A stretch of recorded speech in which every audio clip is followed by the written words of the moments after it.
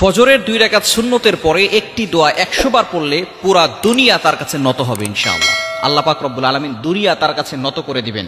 ফজরের নামাজের সময় বিশেষ করে আজানের পরে এবং ইকামতের আগে দোয়া করলে দোয়াটা কবুল করা হয়ে থাকে।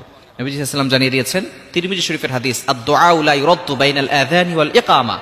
আজান এবং ইকামতের মাঝখানে যে দোয়াটা করা হয় সেই দোয়াটা আল্লাহ তাআলা কবুল করেন। তবে বিশেষ করে ফজরের নামাজের সময় আপনি 2 রাকাত সুন্নতের পরে ফরজের আগে আজান হয়ে গেছে, 2 রাকাত সুন্নত পড়েছেন। ফজরের নামাজ তো 4 রাকাত, তাই না? 2 রাকাত সুন্নত, 2 রাকাত ফরজ। 2 রাকাত সুন্নতের পরে এবং ফরজের আগে মধ্যবর্তী সময় 100 বার এই দোয়াটা পড়বেন।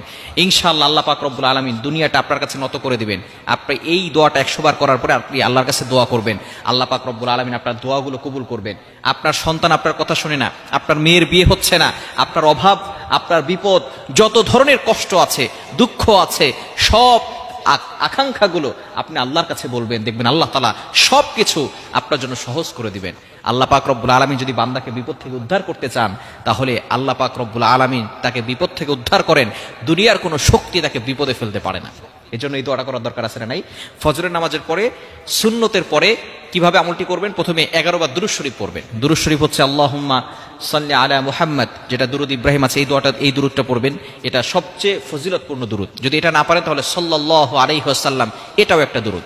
আপনি এটা 11 বার পড়বেন। পড়ার পরে এরপরে আপনি 100 বার এই দোয়াটা পড়বেন, সুবহানাল্লাহি ওয়ালহামদুলিল্লাহি ওয়ালা ইলাহা ইল্লাল্লাহু আল্লাহু আকবার ওয়ালা হাওলা ওয়ালা কুওয়াতা ইল্লা বিল্লাহিল আলিয়্যিল আযীম। 100 বার পড়বেন। এগুলো আমরা সকলে পারি না? সুবহানাল্লাহ, আলহামদুলিল্লাহ, লা ইলাহা ইল্লাল্লাহ, আল্লাহু আকবার। এগুলো, এই জিকির তো আমরা সকলেই পারি। এরপরে হচ্ছে লা হাওলা ওয়ালা কুওয়াতা ইল্লা বিল্লাহিল আলিয়্যিল আযীম। একেবারে পরিচিত, সকলের কাছে পরিচিত, একেবারে সহজ যে বাক্যগুলো আছে, সবচেয়ে সহজ এবং আল্লাহ তাআলার কাছে প্রিয় বাক্যই হচ্ছে 4টি বাক্য, সুবহানাল্লাহ, আলহামদুলিল্লাহ, লা ইলাহা ইল্লাল্লাহ, আল্লাহু আকবার। এই 4টি বাক্য হচ্ছে আল্লাহ তাআলার কাছে সবচেয়ে প্রিয় বাক্য। সুতরাং আপনি ফজরের সুন্নতের পরে 11 বার দুরূদ শরীফ পড়বেন। এরপরে আপনি এই দোয়াটা পড়বেন, সুবহানাল্লাহি ওয়ালহামদুলিল্লাহি ওয়ালা ইলাহা ইল্লাল্লাহু আল্লাহু আকবার ওয়ালা হাওলা ওয়ালা কুওয়াতা ইল্লা বিল্লাহিল আলিয়্যিল আযীম। 100 বার পড়ার পরে এরপরে আপনি আল্লাহর কাছে আরো 11 বার দুরূদ শরীফ পড়ে আল্লাহর কাছে দোয়া করবেন। আল্লাহ পাক রব্বুল আলামিন অবশ্যই আপনার দোয়াগুলো কবুল করবেন। আপনার যত আকাঙ্ক্ষা আছে, আপনার যত চাহিদা আছে, সবকিছু আল্লাহ তাআলা পূরণ করবেন। অন্য একটি হাদিসের ভিতরে, হাদিসে কুদসির ভিতরে আল্লাহ পাক রব্বুল আলামিন নিজে জানিয়ে দিয়েছেন, মাল্লাহুল মাওলা ফালাহুল কুল। যদি তোমরা আমি আল্লাহর সাথে সম্পর্ক করতে পারো, তাহলে দুনিয়ার সবকিছু আমি আল্লাহ তাআলা তোমাদের কাছে নত করে দিব। মাল্লাহুল মাওলা ফালাহুল কুল। যদি আল্লাহর সাথে সম্পর্ক করা যায়, দুনিয়ার পিছনে আপনার ছুটার দরকার নাই, দুনিয়া আপনার পিছনে ছুটবে। দুনিয়া আপনার পিছনে ছুটবে আপনি যদি আল্লাহর সাথে সম্পর্ক করতে পারেন। কারণ এই দুনিয়ার সবকিছু আল্লাহ তাআলা তার মুমিন বান্দাদের জন্যই কিন্তু দুনিয়া দিয়েছেন।